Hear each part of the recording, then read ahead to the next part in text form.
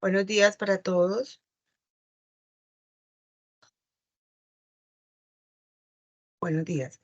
Bueno, vamos a dar inicio al jueves de Generación F de Fede Maderas. Fede Maderas les da la bienvenida y muchas gracias por asistir a su jueves de Generación F. En el día de hoy trabajaremos desafíos de operación forestal. Para esta charla nos acompañarán dos profesionales de la empresa Cartón de Colombia.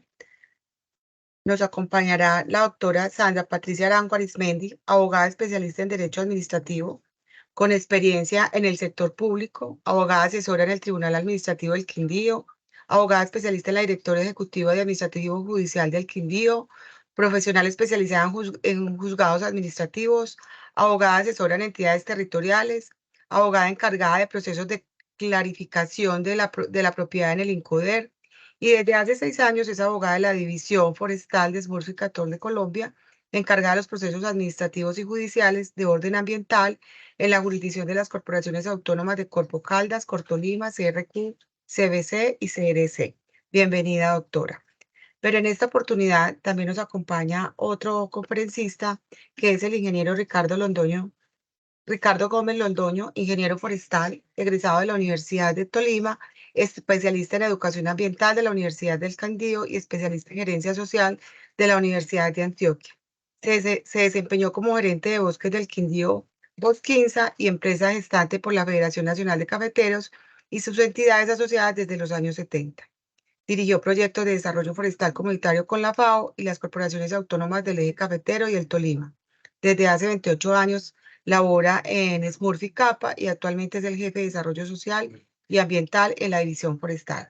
Bienvenidos, doctores, y les damos paso para su presentación. En este momento les contamos a los presentes que al finalizar la charla podemos generar algunas preguntas, y a los señores conferencistas, pues este webinar queda grabado para nuestros agremiados lo vean en diferido. Bienvenidos y buenos días.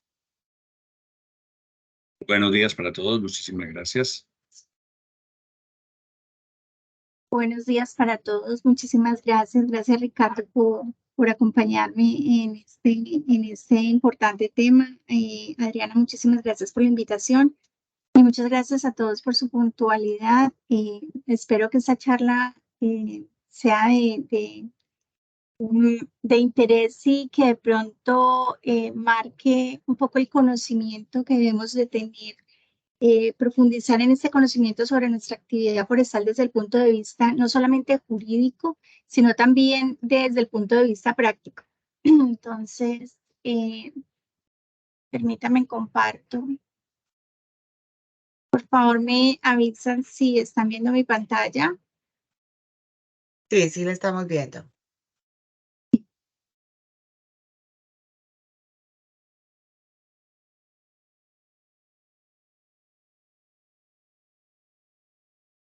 Listo.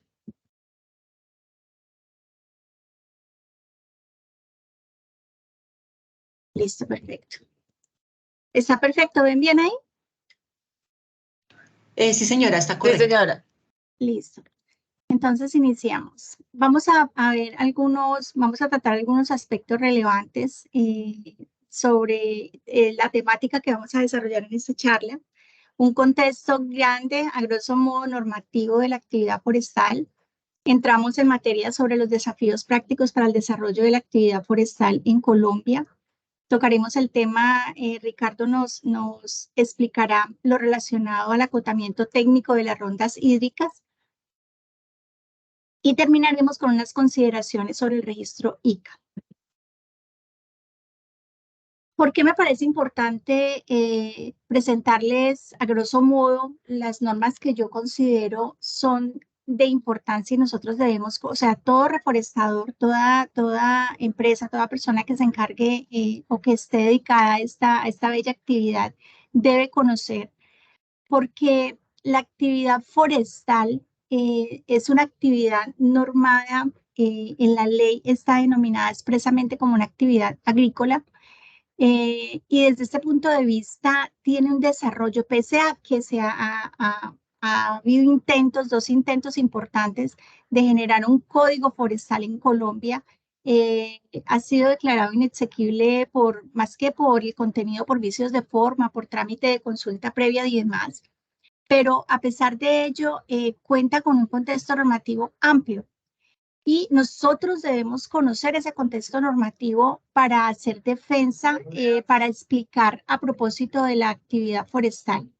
Partimos de la base que la Constitución Política de Colombia, en su artículo 65, dice que la producción de alimentos gozará de la especial protección del Estado y que para tal efecto se otorgará prioridad al desarrollo integral de las actividades agrícolas, y empieza enumerando cuáles: pecuarias, pesqueras y forestales, agroindustriales, así como también la construcción de obras de infraestructura física de adecuación de tierras.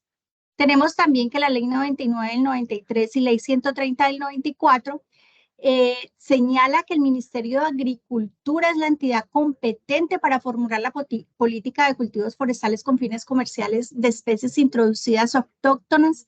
¿Con base en qué? O sea, tienen que trabajar en coordinación con el Ministerio de Ambiente en lo que es la Política Nacional Ambiental y de Recursos Naturales Renovables. La Ley 101 del 93, en su artículo primero parágrafo, dice que para efectos de esta ley, la explotación forestal y la reforestación comercial se consideran actividades esencialmente agrícolas. Tendemos a pensar que la actividad forestal, el establecimiento de árboles, no forma parte de la actividad o no tiene una denominación o una clasificación clara, y la ley dice que es una actividad agrícola. Partiendo de allí, entonces, surgen una cantidad de derechos y de unas competencias de algunas entidades que enmarcan el desarrollo de nuestra actividad forestal. La Ley 139 del 94, en su artículo primero, que crea el certificado de incentivo forestal, reconoce expresamente las externalidades positivas de la reforestación, en tanto los beneficios ambientales, sociales generados que son apropiados por el conjunto de la población. ¿Y cuál es el fin de este reconocimiento? Es promover la realización de inversiones directas en nuevas plantaciones forestales de carácter productor protector en terrenos de actitud forestal. El decreto 1791 de 1996, en su artículo tercero, literal F, dice que las plantaciones forestales cumplen una función fundamental como fuentes de energía renovable y abastecimiento de materia prima. Mantienen los procesos ecológicos, generan empleo y contribuyen al desarrollo socioeconómico nacional, por lo cual debe fomentar y estimular su implementación. Ahora bien, el decreto 1498 del 2008 es un hito. Este decreto está compilado en el decreto 1071 de 2015, que derogó lo establecido en el decreto 1791 del 96. El decreto, es importante entender que el decreto 1791 del 96 es el régimen de aprovechamiento forestal y su objeto es regular el comportamiento del Estado y de los particulares con relación al aprovechamiento forestal y a la conservación de bosques y de la flora silvestre. Entonces, este decreto 1498 del 2008 marcó una diferencia o diferenció entre los bosques nativos y las plantaciones de carácter industrial o comercial, y marcó cuál era la competencia política en cuanto a los ministerios que tenían a su cargo expedir la política. En este caso, entonces, las plantaciones forestales, comerciales o industriales entran a ser competencia del Ministerio de Agricultura, y las plantaciones, los bosques nativos, la explotación de flora silvestre y demás, entonces continúa con su competencia las corporaciones autónomas. Diferenció entonces que estas plantaciones forestales industriales no requieren permiso para su establecimiento, no requieren presentación de plan de manejo. Su registro entonces pasó de las corporaciones autónomas al ICA, y que se requieren unas remisiones de movilización. También debemos conocer que existe una resolución, que es la 110 del 2022, que entró derogó expresamente una resolución del 2012 del Ministerio de Ambiente, que dice que no se requerirá adelantar el trámite de sustracción de la Reserva Forestal de Ley Segunda cuando se desarrollan actividades tendientes a la construcción, mejoramiento de caminos o carreteables forestales para el desarrollo de la economía forestal, que sean necesarios para el manejo del aprovechamiento forestal.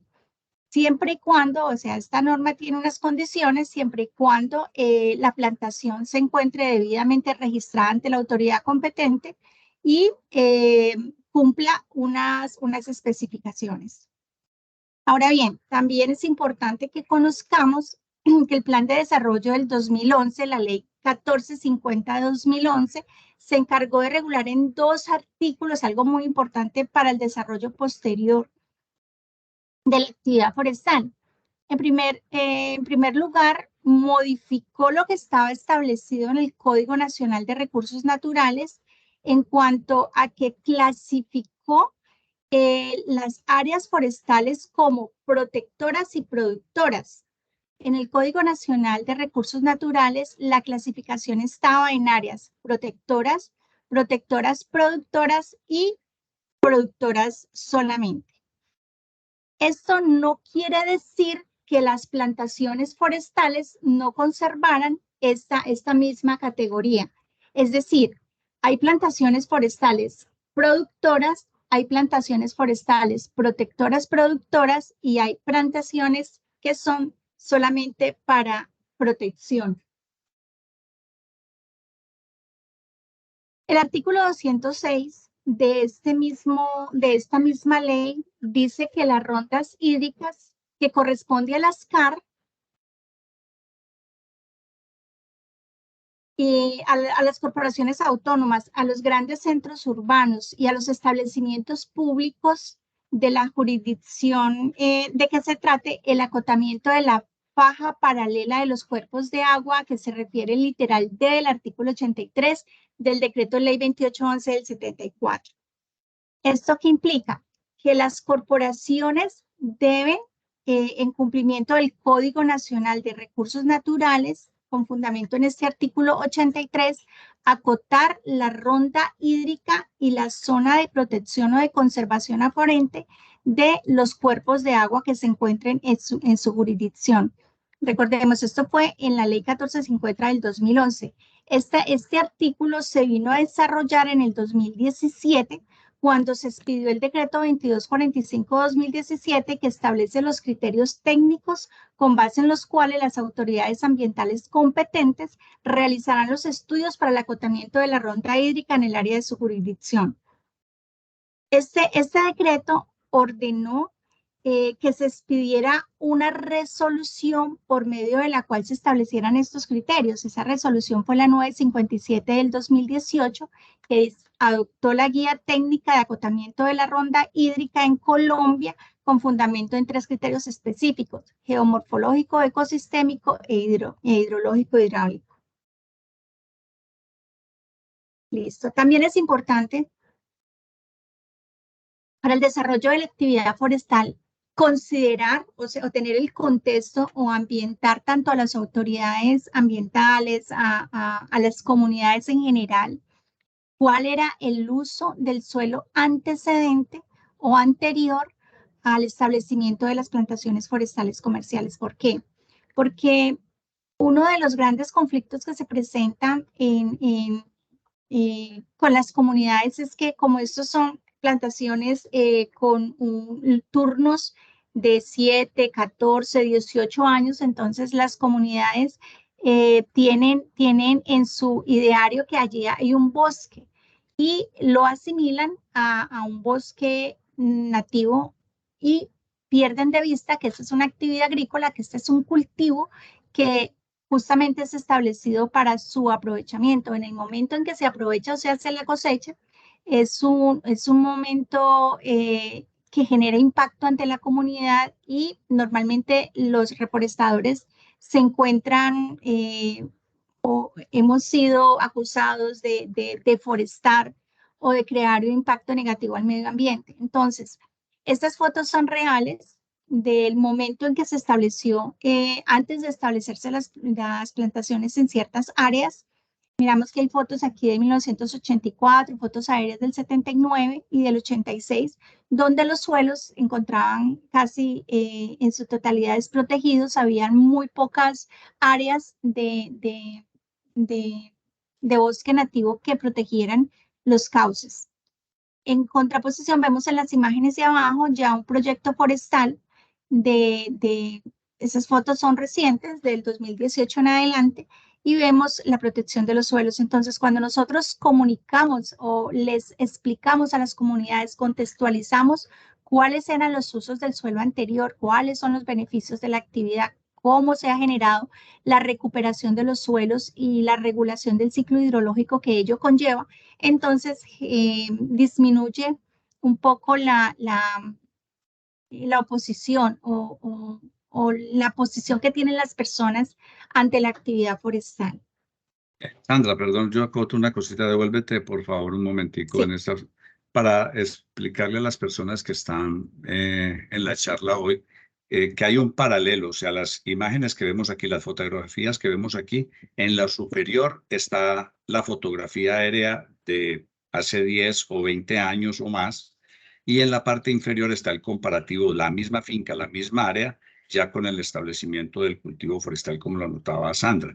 Entonces podemos ver en la imagen de la izquierda cómo era más o menos en el año 80 esa finca y cómo está hoy en día la finca. La del centro igual, esa es del año 1979, es del vuelo C-1849 del IGAC, y cómo está actualmente esa finca. Entonces allí era para ver cómo se aumentan las áreas de protección alrededor de los drenajes y cómo la plantación forestal entra a ser parte protectora allí en esa zona. Y la tercera igual, es una fotografía aérea del IGAC del año 1986 y la inferior es la misma finca, pero más reciente, del año 2018 en adelante.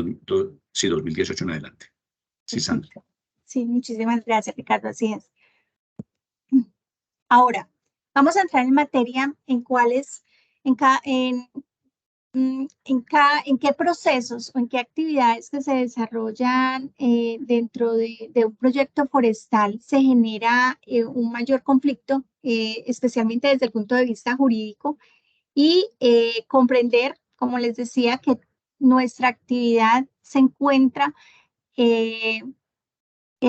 o sea, es bueno que se encuentre regulado. Lo importante es que nosotros conozcamos que hay una regulación expresa para cada uno de estos procesos que se dan dentro de la actividad forestal para presentar defensa o explicar o exponer por qué se está actuando con fundamento o no al margen de la ley como pretenden muchos ver o algunos funcionarios de algunas entidades ambientales, sino que estamos amparados por la ley. Entonces, en la construcción y rehabilitación, mantenimiento de caminos forestales, este artículo que vemos aquí, el Decreto Único Reglamentario del Sector Agropecuario, dice que los caminos o carreteables forestales que son necesarios para adelantar la cosecha forestal dentro de las plantaciones forestales con fines comerciales son parte integrante de esto. Y su construcción, mantenimiento y rehabilitación no estarán sometidos a permisos o requisitos adicionales. Eso es importante. Aquí hay varios, dentro de esta definición o dentro de esta norma, hay algunos aspectos que vale la pena disgregar. Uno, que los caminos forman parte del proyecto forestal. Algunas autoridades ambientales consideran que en la construcción de un camino carreteable forestal, cuando se requiere realizar el aprovechamiento de recursos naturales, para hacerlo, necesitamos atravesar un bosque o se necesita ocupar un cauce, se considera o consideran que se está cambiando el uso del suelo de esa área en particular. Lo cierto es, y ahí tenemos algunos conceptos en años anteriores del mismo ministerio, donde dice que en efecto estos caminos forman parte del proyecto, o sea, el hecho que el predio va a seguir conservando ese uso del suelo forestal No se va a modificar el uso del suelo por el hecho de construir un camino forestal. Y también es importante entender que la norma expresamente dice que para construir estos caminos no deben estar sometidos a permisos o requisitos adicionales, como cuáles, por ejemplo, algunas autoridades ambientales solicitan un certificado de uso del suelo. Sabemos que tenemos un registro ICA que acredita que la plantación forestal está establecida en un área con vocación forestal. Entonces, esto sería un requisito que sobra, que no es necesario, es un requisito adicional que se está imponiendo a una actividad que se encuentra suficientemente reglada.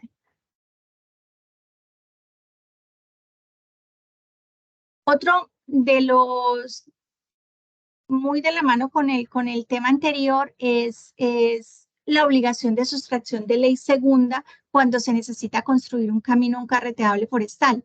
Al inicio les decía que tenemos desde el 2012 la resolución 1526 del Ministerio de Ambiente, que expresamente decía que para el establecimiento de los caminos o carreteables forestales que eran necesarios para el manejo, aprovechamiento forestal dentro de un sistema agroforestal debidamente registrado, con unas características en específico, en esta norma decía que era un ancho de rodadura igual o menor a 5 metros y que implicaran solamente el afirmado del terreno, que al ser parte de la plantación forestal y ser compatibles con la vocación de las áreas de reserva forestal, no requieren sustracción.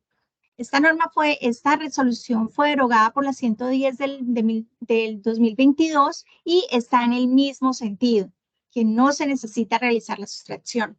¿Qué es lo que pasa? Tenemos algunas autoridades ambientales que cuando vamos a construir un camino forestal y requerimos el uso o aprovechamiento de bosque nativo, la ocupación de cauces, piden que se haga la sustracción de la reserva forestal porque a su criterio se está modificando o cambiando el uso del suelo de esa área donde estaba el bosque nativo. Estamos en este momento en esa, no se ha superado. Algunas corporaciones, afortunadamente, que hemos tenido la oportunidad de exponerle nuestros argumentos, han aceptado esto y han desistido de esa obligación o requisito adicional para la construcción de un camino forestal, tal cual es realizar la sustracción para construirlo. Sin embargo, hay otras que aún conservan el mismo criterio y están requiriendo el trámite de sustracción con todo lo que ello conlleva. Sabemos que un proceso de sustracción no solamente es costoso, sino también en término, la construcción debe esperar 1 o 2 años hasta que se surta todo el proceso, que incluso puede implicar una consulta previa y demás para poder construir los caminos o carreteables forestales.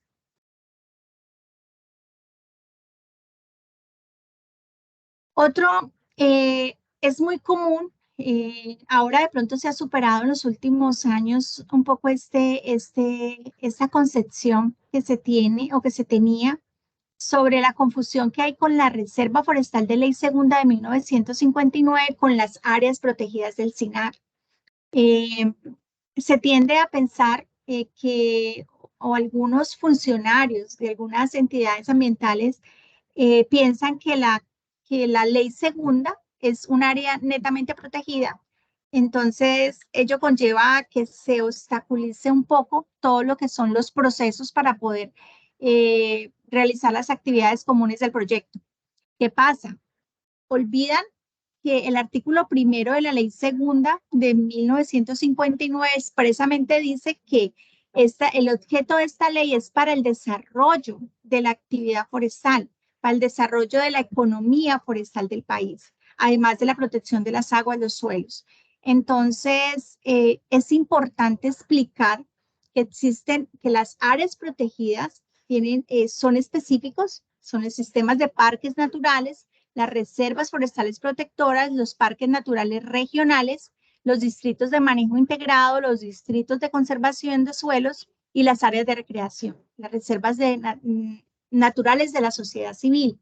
No obstante, dentro de estas categorías del SINAR como los distritos de manejo integrado y los distritos de conservación de suelos, cuando se formula un plan de manejo que debe de tener cuáles son las actividades permitidas, prohibidas o restringidas, en uno de sus subapartes está el de desarrollo sostenible, que permite, sí, la vocación del área, lógicamente, es forestal, permite que se desarrolle la actividad forestal, es sometido a ciertos parámetros de cuidado para su aprovechamiento.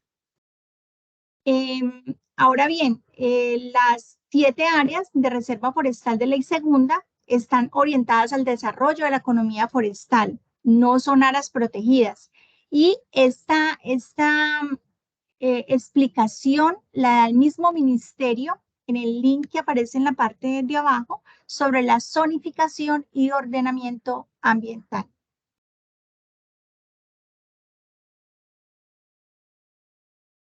Aquí tenemos varios, ¿cómo explicarlo? Varios conflictos que se nos presentan en el desarrollo de la actividad. Sabemos que, por ejemplo, la compañía tiene sus plantaciones desde hace 50, 60, 70 años. Y con las modificaciones de los esquemas de ordenamiento territorial y los planes básicos de ordenamiento territorial, se está imponiendo limitaciones, prohibiciones a la actividad forestal. Por encima, si bien es cierto, puede ocurrir y nos ha ocurrido como ejemplo, que los municipios han adquirido lotes o predios adyacentes a predios de la compañía que están dedicados a la reforestación comercial desde hace 30, 40 años y los han comprado para un fin eminentemente protector. Entonces, lo que pasa es que dentro de sus planes de ordenamiento territorial se señala expresamente que estos predios o los predios adyacentes o los que son vecinos forman parte de la zona amortiguadora de estos predios que son adquiridos con un fin eminentemente de protección. Entonces, se limita la actividad forestal en tanto la construcción de los caminos para obtener los permisos de aprovechamiento único de ocupación de cauces. Entonces, ha sido y estamos en este momento en revisión de varios planes de ordenamiento territorial y planes básicos que se están expidiendo. Las empresas deben de estar muy empapadas y participar siempre de manera muy activa en todas las discusiones que se den a estos planes para lograr que no se afecte la actividad forestal. Sin embargo, ha sido un desafío y sigue siendo un desafío con las autoridades territoriales, específicamente por el desconocimiento de la actividad nuestra en particular. También otro de los conflictos o los obstáculos que hemos afrontado es la expedición de planes de manejo que son posteriores al registro de las plantaciones forestales, que prohíben o proscriben la actividad forestal. Por ejemplo, tenemos algunas plantaciones establecidas en unas áreas de reserva forestal que vienen de 1936, 38. Estas no se había expedido planes de manejo donde, como les mencionaba, hay unas actividades que son permitidas, prohibidas o restringidas y de manera sorprendente prohíben o proscriben la actividad forestal en esas áreas. Nosotros, de pronto, por la experiencia que hemos tenido, damos de pronto por sentado que ¿qué ocurre? Las escalas a las que realizan esos estudios son muy amplias. Entonces, las plantaciones que se ven en estas escalas pueden verse asimiladas a bosque nativo, o áreas de protección netamente. Entonces, por eso la actividad forestal ha sido en algunos de estos planes de manejo proscritas. Desafortunadamente es un proceso largo para lograr que se modifiquen o se ajusten estos planes de manejo posteriores al registro de las plantaciones forestales, pero es una tarea que hay que hacer y es por eso que es muy importante conocer la normativa conocer cuáles son los aspectos de la vocación de esos suelos. Ricardo me podrá apoyar en esto en cuanto a la vocación, a la inclinación, la temperatura, la altura, o sea, todos estos aspectos técnicos que logremos nosotros justificar ante las autoridades ambientales sobre la vocación de esa área y que es apta para la reforestación comercial. Sí, Sandra, También, adicional a eso está pues la categorización que hace el IGAC de las vocaciones de uso del suelo, más todos los estudios que ha hecho la UPRA, y en algunos regionales las corporaciones autónomas, en algunas regiones las corporaciones autónomas regionales y las mismas secretarías de Agricultura. Entonces, lo que dice Sandra es, hay que estar haciendo un diálogo permanente y una concertación permanente en la mayoría de los casos con la autoridad ambiental, porque a veces se solicitan permisos adicionales como son los de certificado de uso conforme del suelo y etcétera, que era lo que explicaba Sandra. exactamente, gracias, Ricardo. Bueno, otro de los conflictos que se van a venir desarrollando de pronto de manera mucho más fuerte de ahora en adelante es la inseguridad jurídica. La primera es en cuanto al derecho de propiedad. Hay desarrollos normativos y jurisprudenciales que son contradictorios. Aquí, ¿qué es lo que pasa? Tenemos una sentencia reciente de la Corte Constitucional donde se decidió revisar los títulos de propiedad de algunos predios adquiridos desde 1930 en adelante. ¿Por qué? Lo que pasa es que salió una norma, la Ley 200 de 1936, donde decía que quienes tuviesen cultivados y quienes hubiesen tenido un predio con ánimo de señor y dueño por más de 20 años, podrían ir a un juez de la República y solicitar que se prescriba, que se les dé el derecho como titular del dominio pleno por el paso del tiempo. ¿Qué pasa? Algunos de estos procesos se hizo sobre predios baldíos. En ese entonces era muy poco el conocimiento que se tenía, cuáles eran los predios baldíos y demás. Los jueces empezaron a emitir sentencias en predios baldíos donde declaraban como titular del derecho de dominio a las personas que cumpliesen los requisitos. Con el paso del tiempo, el INCODER, el INCORA, el INDERENA, todas estas entidades que se encargaban de adjudicar predios empezaron con fundamento en la norma a adjudicar predios a los particulares que cumpliesen los requisitos, que hicieran las solicitudes y cumpliesen todo el trámite. La Corte Constitucional decidió hacer revisión de las sentencias que habían dado el derecho de dominio a los particulares sobre predios baldíos de la nación, con el fin de anular estas sentencias. Debe hacer una revisión que pues en el momento no sabemos cómo se va a realizar, una revisión de esas sentencias y el fin último es anularlas. Entonces, esto genera una enorme inseguridad sobre el derecho de propiedad de la tierra, porque imaginemos desde hace tantos años, esto pasó a unos herederos, se vendió, ¿en qué estado? Y puede ser que muchos reforestadores se encuentren en esta situación, que de pronto no se ha realizado el estudio de títulos de sus propiedades y tienen riesgo de que estas sentencias anulen su derecho de propiedad. Y esto generará un enorme conflicto. Pues yo no me imagino cómo van a hacer esto, pero en este momento lo cierto es que la sentencia está y la orden está. También tenemos como otro aspecto que crea gran inseguridad jurídica es la insuficiente capacitación, la interpretación descontextualizada por parte de entidades encargadas de tramitar permisos, de adelantar procesos administrativos sancionatorios, de impartir medidas preventivas y de resolver procesos judiciales.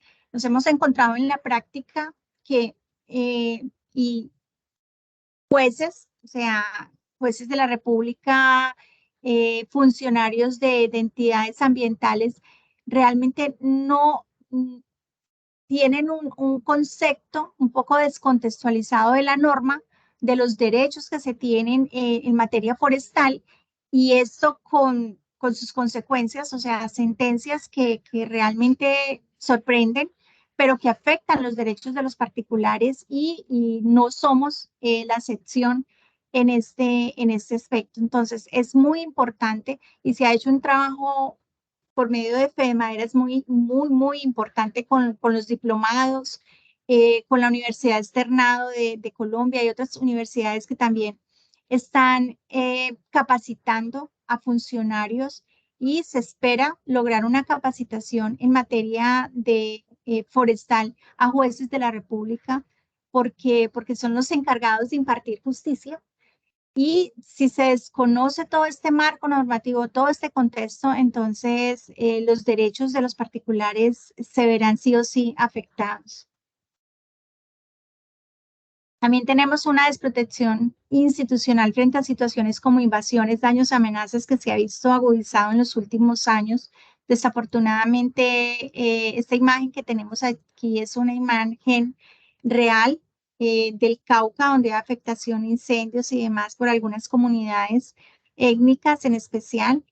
Y a pesar que se acude siempre a la institucionalidad buscando la protección de estos derechos, eh, no se ve una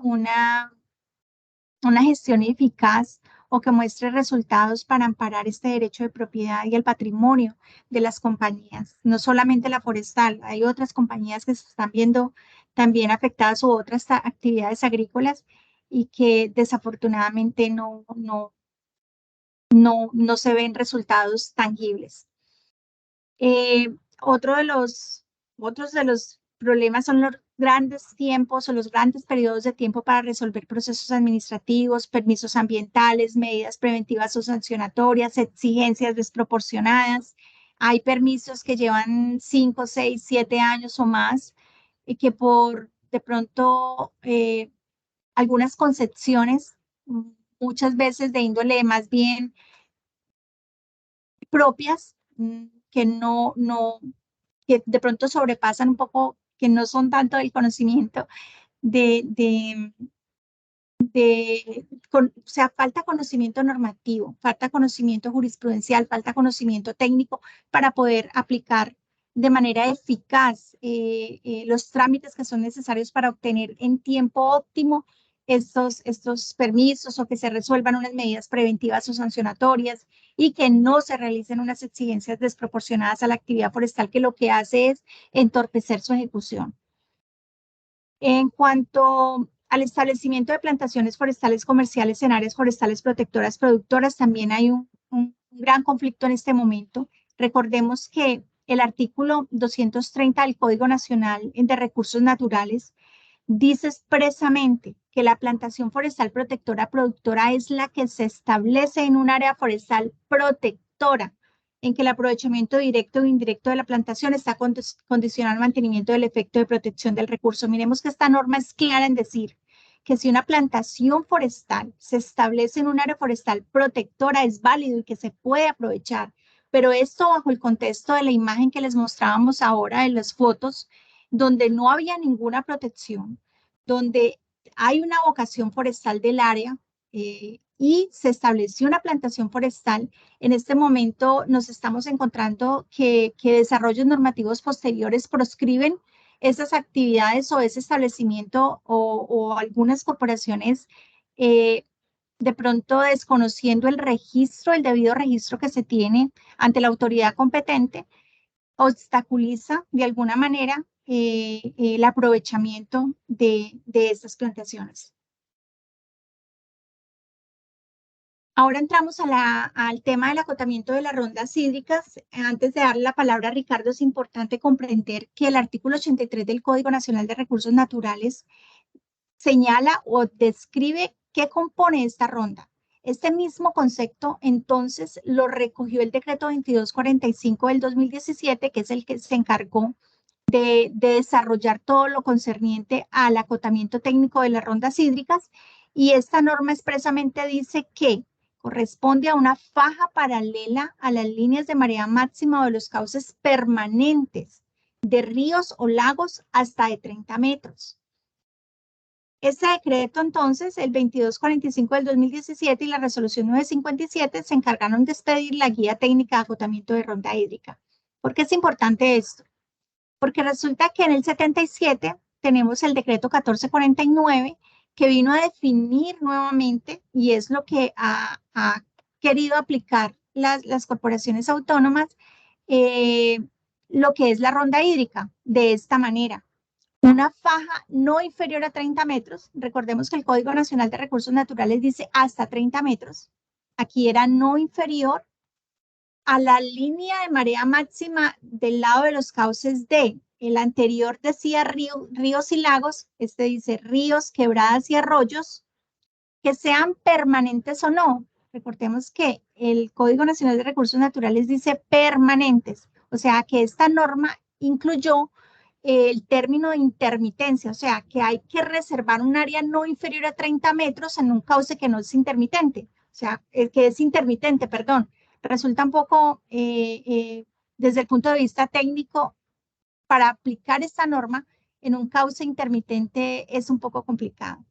Entonces, por todo este conflicto que ha surgido en el proceso que deben realizar las corporaciones autónomas en el acotamiento técnico de las rondas hídricas, se expidió una circular por parte del Ministerio de Ambiente donde decía o aclaraba que el decreto 1449 del 77 no era un criterio de acotamiento de las rondas hídricas, frente a lo cual no es permitido que se exija como una medida mínima.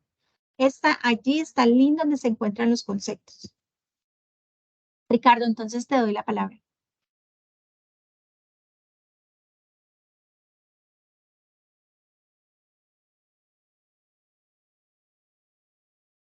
Ricardo. Disculpe, qué pena, estaba aquí en mute. Bueno, muchísimas gracias, y aquí en concordancia con lo que venía comentándoles Sandra, esto ha sido un aprendizaje continuo, porque como ha empezado Sandra en su recuento, esto está desde el artículo 28, desde el decreto ley 2811 de 1974, ya en su artículo 83, como Sandra lo mencionó, ya se hablaba de una franja de protección que podía ir hasta 30 metros. Y vino la discusión con diferentes grupos de tendencia muy ambiental, en la cual no se establecía la franja, o no se quería entender, digámoslo así, que la franja, dependiendo del componente hidrológico, pues podría ser de 1 metro, de 2 metros, de 5 metros, y lo que decía la norma es hasta 30 metros. Recordemos que nuestro Código Nacional de los Recursos Naturales fue compilado de muchísimas de las normas españolas, y allí pues lo que es la parte de corrección de torrentes y protección de deshielos, etcétera, pues es muy amplia. Entonces ahí se fue acotando, se fue trayendo de ahí esa información, y hubo unas discusiones muy amplias hasta que en el 1977, o sea, este código es del 74, en el 77, en esa época no existía el Ministerio del Medio Ambiente, sino que existía el INCORA, y estaba varias de las instituciones que tenían que registrar todas las áreas que eran sujetas de escrituración, digamos, en títulos baldíos, perdón, en terrenos baldíos. Entonces, para esa titulación sí se quería proteger una franja, pero ahí se interpretó mal y se dijo, esa franja no puede ser inferior a 30 metros. Entonces, ahí creó una serie de confusiones con todo este tema de la reforma agraria, y el sector forestal quedó allí inmerso. Entonces, a raíz de lo que sucedió en Mocoa, retomando aquí el concepto, y por eso está esa gráfica, el concepto de cuenca hidrográfica, se tomó un criterio técnico, donde ya con los 3 componentes que explicaba Sandra ahora, el hidrológico, la parte geomorfológica y la parte ecosistémica, era empezar a acotar por parte de las corporaciones todos esos tributarios y esos cauces que pudiesen llevar a un acotamiento mucho más técnico, porque uno dice una franja no inferior a 30 metros en un río como el río Cauca, en el Valle del Cauca, pues, o en Mompox, el río Magdalena, etcétera, 30 metros puede ser muy poco. Pero en una zona de drenaje, como también lo decía ese otro decreto, en un drenaje intermitente que puede ser un escurrimiento de aguas lluvias, pues 30 metros puede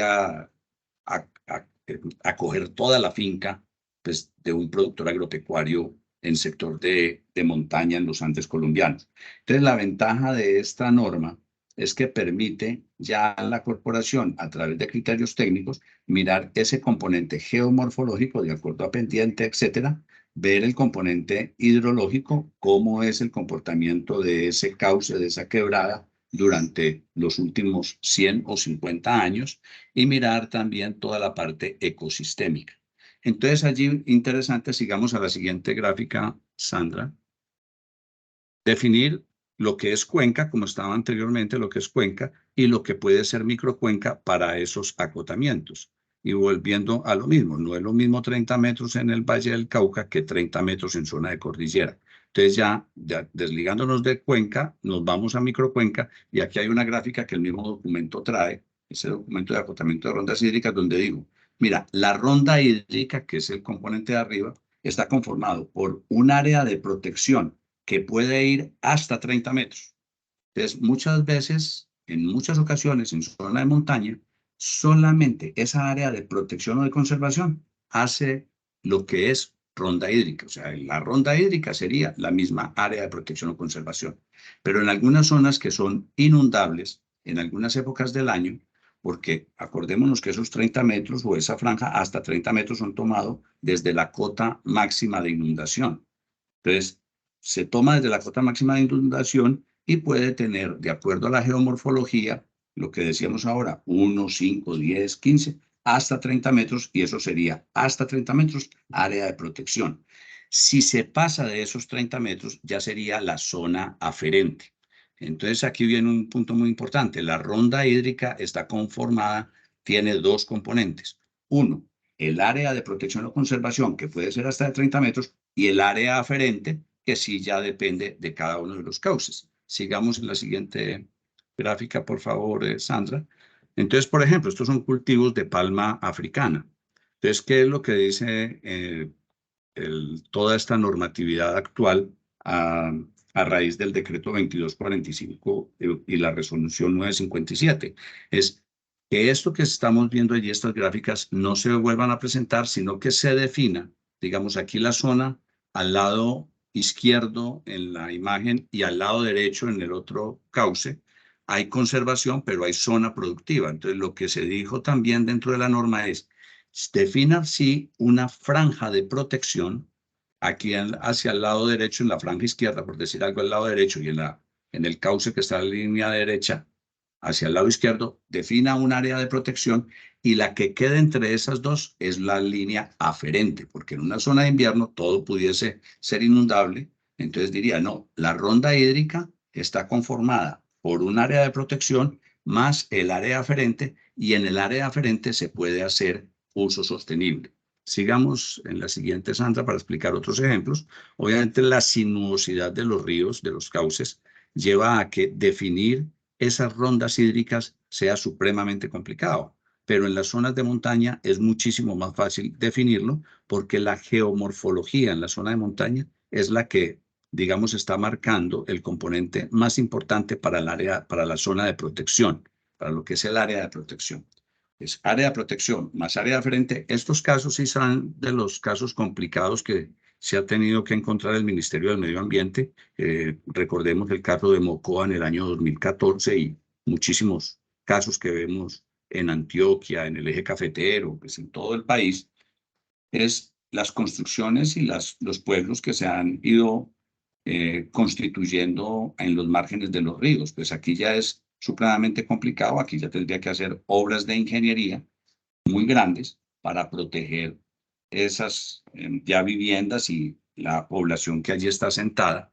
Pero entonces esto lo que hace es, bueno, no volvamos a hacer hacia futuro lo que tenemos hoy en día y miremos cómo hacemos desde este sitio hacia arriba, cómo hacemos la protección para que no haya un desbalance hídrico muy grande. Sigamos, Sandra. Bueno, ahí digamos que lo importante de estas diapositivas que estábamos viendo acá es que hay que hacer las visitas con las corporaciones autónomas a cada uno de los sitios donde se pretenda hacer el acotamiento, porque hoy en día, ¿qué sucede? Tenemos muchas plantaciones forestales, yo creo que todos los reforestadores tenemos muchas plantaciones forestales, como se establecieron en áreas que anteriormente era potrero, pues la plantación llega hasta el borde de la quebrada. Muchas llegan hasta el borde de la quebrada porque era potrero hasta el borde de la quebrada. Ya hoy en día se hace el aprovechamiento y es lo que se le pide a la corporación es autoríceme porque, perdón, se me olvidaba decirles esa parte. Si yo voy a hacer en la ronda hídrica un establecimiento de una plantación forestal, esa plantación forestal entra a ser protectora productora. Entonces, esa plantación debe ser registrada ante la corporación autónoma.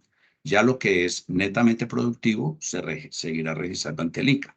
Entonces, con la corporación hay que definir que tengamos el permiso de hacer el aprovechamiento de la plantación existente actualmente para una vez hecha la cosecha de ese predio, pasar a hacer la demarcación de la ronda hídrica para definir allí cuál es el área de protección y cuál es el área aferente a la cual yo voy a seguir con mi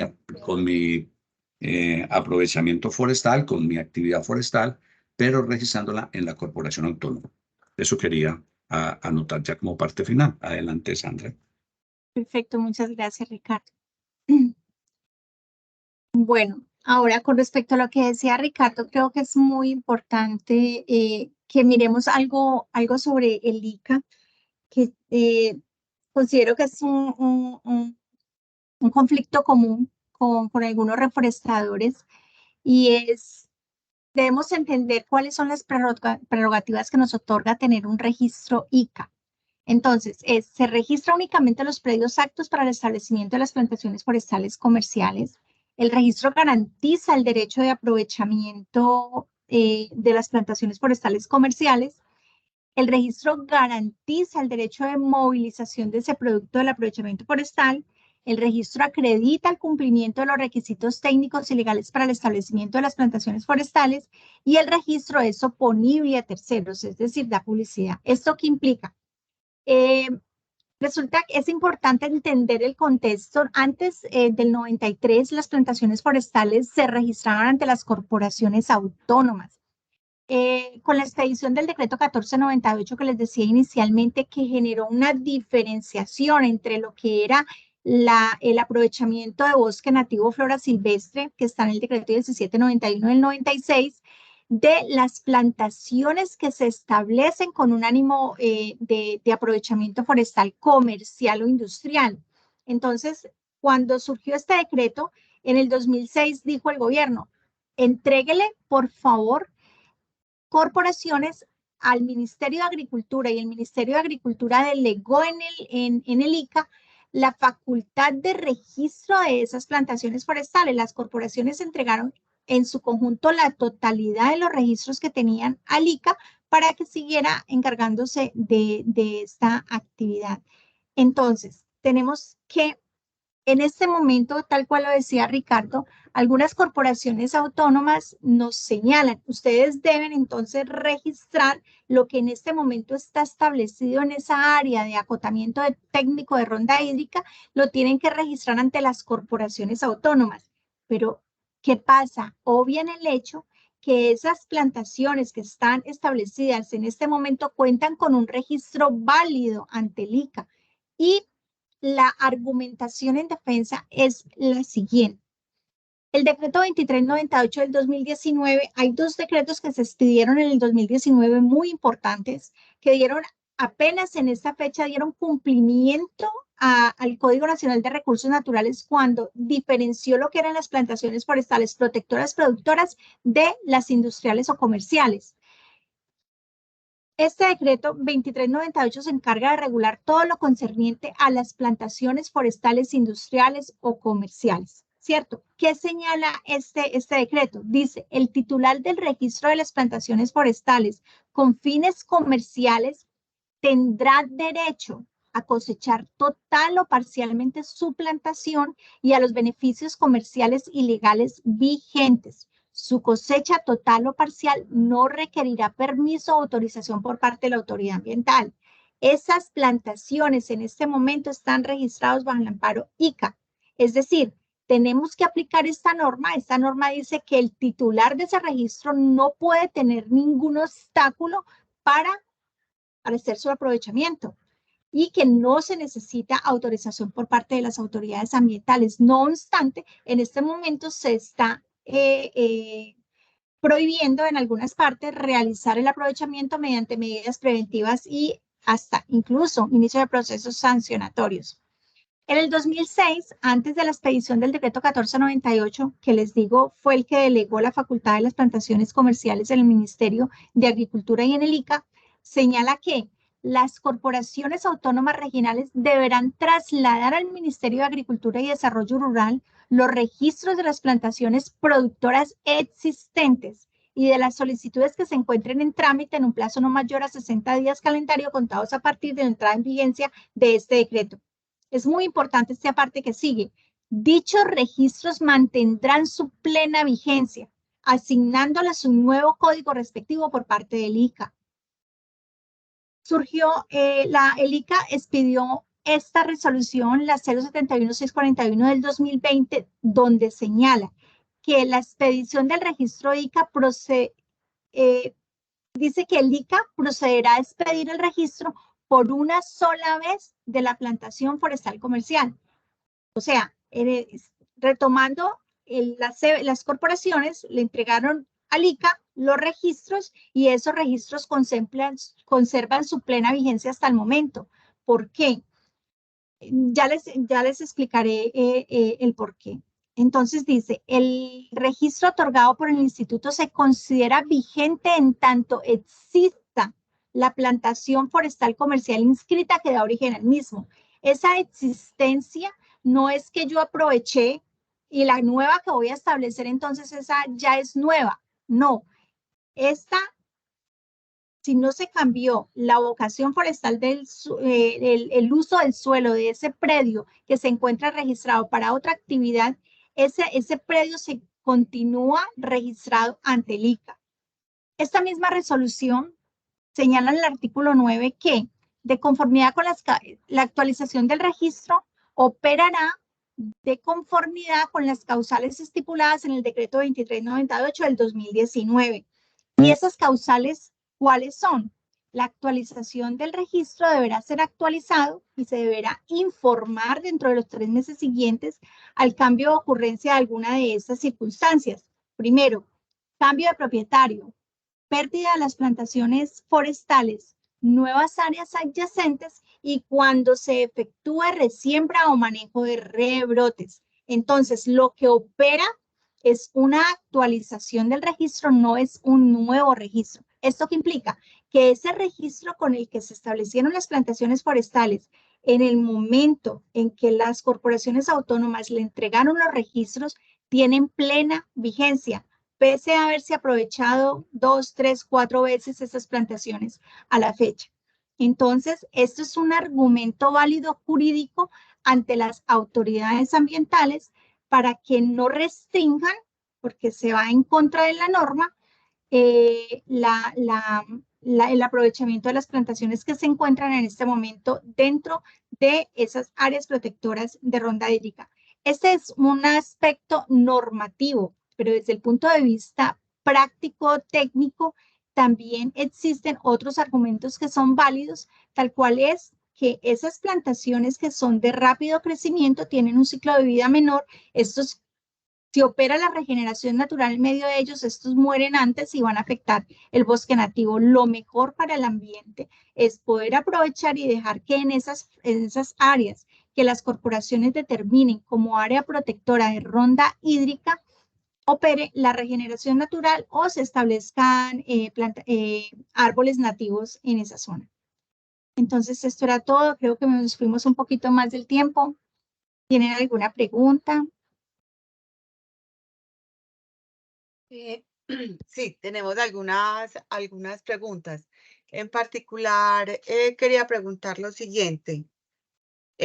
Cuando hablan de sustracción para los caminos de las plantaciones forestales, dice que dentro de la plantación forestal, es decir, si yo tengo en mi planeamiento de vías que unas van dentro de la plantación, pero para conectarlas con la carretera principal debo pasar por un espacio que no tenga plantaciones, ahí sí debo incurrir en ese tramo en los permisos a que dé lugar. Ricardo. Bueno, mira, si la plantación forestal llega hasta el borde del carreteable, pues, de la carretera principal, y debes de construir una carretera dentro de la plantación, no requieres pedir ningún permiso. Nosotros lo que hacemos es que le informamos a la autoridad competente de que vamos a hacer ese camino o ese carreteable forestal.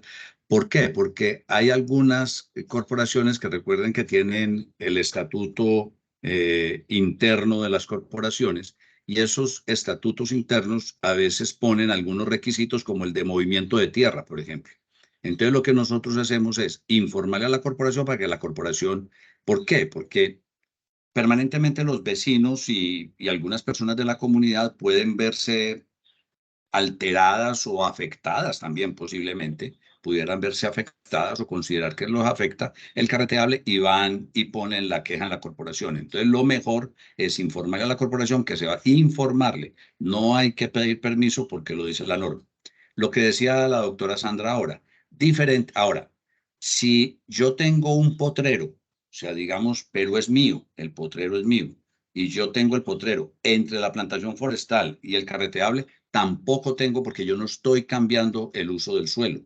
Inclusive si la finca es mía, yo no tengo ningún inconveniente. Hay algunas corporaciones que dicen, no, si la finca es de un tercero y tiene que dar una servidumbre y está en ley segunda del 59, en algunas ocasiones, por el movimiento de suelo, ellos pueden decir que sí. No hemos tenido ese caso. El caso lo hemos tenido específicamente cuando existe una franja de bosque natural, que inclusive la 1526, la resolución 1526, que fue derogada y modificada por otra resolución, de todas maneras dejó abierto el camino y dice, no, mire, usted en el bosque natural, usted lo único que tiene que pedir es el permiso de aprovechamiento único forestal de ese bosque natural. Y si tienes que pasar un cauce, el permiso de ocupación de cauce. Algunas corporaciones lo aceptan, otras corporaciones dicen, no, usted me está cambiando ese bosque natural por un carreteable. Hágame sustracción. Entonces, en algunos casos nos ha tocado hacer la sustracción.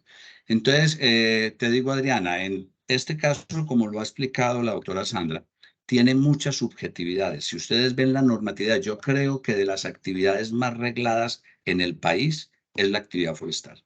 Tiene reglas para todo. Entonces, allí es entrar a concertar directamente con las comunidades y con las corporaciones para poder hacer esos carreteados. Bueno, No muchas sé gracias. sí. Sí, no, la pregunta la hago porque lo que vi en la norma es que es muy explícito que dice que dentro de la plantación forestal. Entonces, quedará un tramo de pronto, pues, en la planeación de las vías que esté por fuera de, que esté por De la fuera de la plantación. plantación para conectar con la vía principal. Esa era como mi pregunta. Ahí sí debo, porque está por fuera de la plantación, así si la Pero tierra sea propiedad mía, sí debo sacar.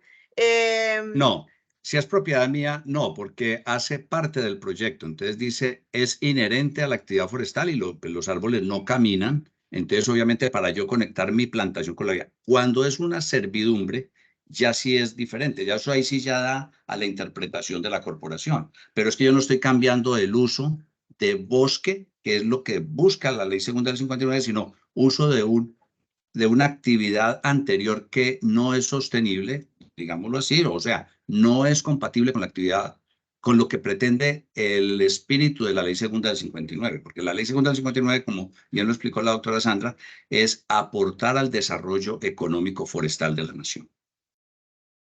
Bueno, Pero no muchas, debería, o sea, en ese potrero no debería. Diferente es si sea de un tercero o sea mío, un bosque natural, ahí sí tengo que concertar con la corporación. bueno, Exactamente. No, y la norma, en la norma clara, Ricardo, te complemento, la norma es clara que los caminos o carreteables forestales forman parte, por eso es que lo disgregaban, forman parte del proyecto forestal. Entonces, si es para comunicar y es necesario para transportar la madera, para sacarla a la vía, forma parte del proyecto forestal. En ese sentido, no se debe, no está sometido, la norma lo dice claramente, a ningún tipo de trámite o requisito adicional.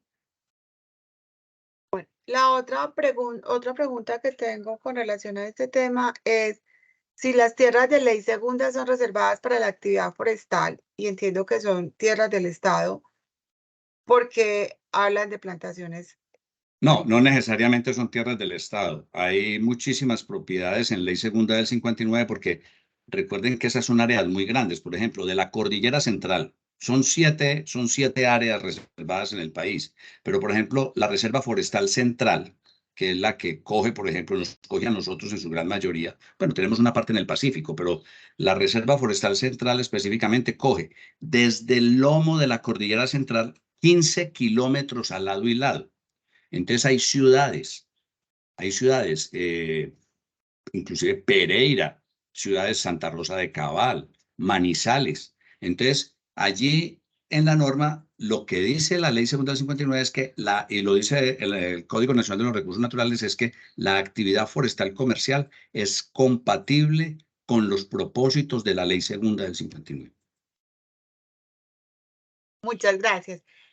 ¿Alguien más tiene preguntas? Por aquí veo una manito levantada, qué pena. Yo tenía las mías aquí. Y no Adriana Feo tiene una pregunta. Sí, muchísimas gracias. Muy buenos días. La verdad tengo tres y espero hacerlo lo más concreto posible. ¿Cómo hacer para registrar los cultivos de las plantaciones de los sistemas agroforestales de café o cacaoteros para comercializar y que no estén, o sea, no se encuentran registrados como tal? Sin embargo, esta madera se utiliza mucho en esta zona para algunos aserríos de madera. ¿Qué hacer en este caso para poder aprovecharla y comercializarla? Si no se hizo en su primer momento esos registros ante el ICA, ¿se puede hacer algo? Por favor, ¿me pueden dar esa orientación? Sí, mira, hay una, dentro del el 1796, hay una solicitud ante las corporaciones autónomas de aprovechamiento de árboles aislados.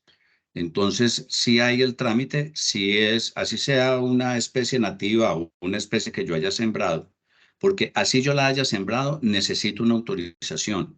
Entonces, son árboles de cualquiera, digamos que yo tengo nogales que sembré en un cafetal en algún momento y yo nunca los registré. Entonces, yo debo ir a la corporación autónoma para que la corporación autónoma me haga la visita y me dé la autorización de aprovechamiento de árboles aislados. ¿Qué va a hacer la corporación? Me va a dar la autorización de ciertos árboles, no me los va a dar de todos, porque pues obviamente allí ya hay un ecosistema, pero tampoco me lo va a negar. Entonces ellos lo puedo hacer es secuencialmente. Me pueden dar un permiso para este año y otro permiso el año entrante y otro para el año entrante, pero siempre te van a exigir compensaciones. Muy bien, muchas gracias. La segunda es, si tomo en arrendamiento una plantación forestal, cuando hablo de arrendamiento significa que no soy propietaria de la finca, ¿puedo adquirir los derechos de registro de ICA? Sí, señora. Con el contrato de arrendamiento puedo hacer ese trámite? Sí, el contrato de arrendamiento es un documento jurídico que te permite hacer cualquier trámite ante el Estado. Inclusive puedes ser beneficiario del certificado de incentivo forestal. Nosotros no usamos en Smurfit Kappa el certificado de incentivo forestal porque consideramos que eso es para pequeños y medianos reforestadores. Pero ese documento del contrato de arrendamiento te da todas las facultades para actuar ante el Estado. Y la última es, una plantación, estamos hablando de que ya fue registrada ante el ICA, se hizo el trámite correcto, pero en algunos momentos se requieren los salvoconductos de movilización, como en este caso en Santander, el funcionario del ICA no se nombró sino hasta 6 meses después. ¿Qué se puede hacer en esas situaciones? Porque la finca no podía, se cortaba la madera sí, pero no podía venderla. No tenía certificado, no le dan, Sandra, Correcto, no la le daban el certificado. movilización. Si no tienes certificado de movilización, no la puedes movilizar. Ese es el lío. Nosotros hoy en día tenemos y le hemos pedido y le hemos solicitado al ICA muy respetuosamente, porque hoy en día la plataforma del ICA se cae permanentemente. y nosotros necesitamos entrar entre 3.500 y 4.000 toneladas diarias a la planta para hacer papeles y tenemos ese problema. Pero si no tienes certificado de movilización, no hay cómo moverlo. Vale, muy bien. Y si, por ejemplo, se hace por escrito, si esos permisos no se pueden hacer, o sea, en línea, digamos, hablando de sus casos, ¿no se puede en algún momento pedirlo directamente físico, que no sea en línea, para por lo menos solucionar eso más pronto? Eso ya depende de cada oficina regional, pero sí se puede hacer. Sí se puede hacer Listo. en físico. Muy bien, muchísimas gracias. Muy amables. Ok, y lo que pasa es que es el volumen y la dimensión, porque si tú tienes una plantación y vas a movilizar una plantación de una sola finca, pues lo puedes hacer manual. Pero si tienes plantaciones en 6 departamentos, 35 municipios, ahí sí debe ser en línea porque es imposible. Ricardo, pero tengo una duda. Hay un eco. Al comienzo ya decía sobre salvoconducto de movilización. Recordemos que uno es el certificado de movilización, que ese es el que expide el ICA de plantaciones forestales, comerciales o industriales, o el salvoconducto de movilización, que es el que da la corporación cuando se trata de plantaciones forestales protectoras, productoras. Entonces tenemos que mirar de qué plantación se trata para saber a qué entidad se acude a pedir el permiso, o sea, No, registrar pero ella primero, dijo, luego. no, pero ella aclaró que estaba registrada ante el ICA. Por eso fue que Sí. Pero muy Ok. buena la aclaración, Sandra. Excelente la aclaración que haces. O sea, el certificado de movilización lo da el ICA y el salvoconducto lo da la corporación. Muchísimas gracias, muy amables. Bueno, ¿alguien más tiene alguna pregunta? Bueno, creo que damos por terminado nuestro webinar y darle muchas gracias a la doctora Sandra y al ingeniero Ricardo por acompañarnos y por toda la presentación, que fue pues realmente muy, muy buena. Hoy en la tarde los invitamos. A las 4 de la tarde hay otro webinar con determinantes y lineamientos ambientales para todas las actividades económicas. Entonces, Muchas quedan gracias. cordialmente invitados y feliz día para todos. Muchísimas gracias. Bueno, Muy hasta amables por la luego, que estén muy invitación. bien. Feliz Hasta día, hasta luego. luego. Hasta Chao. luego.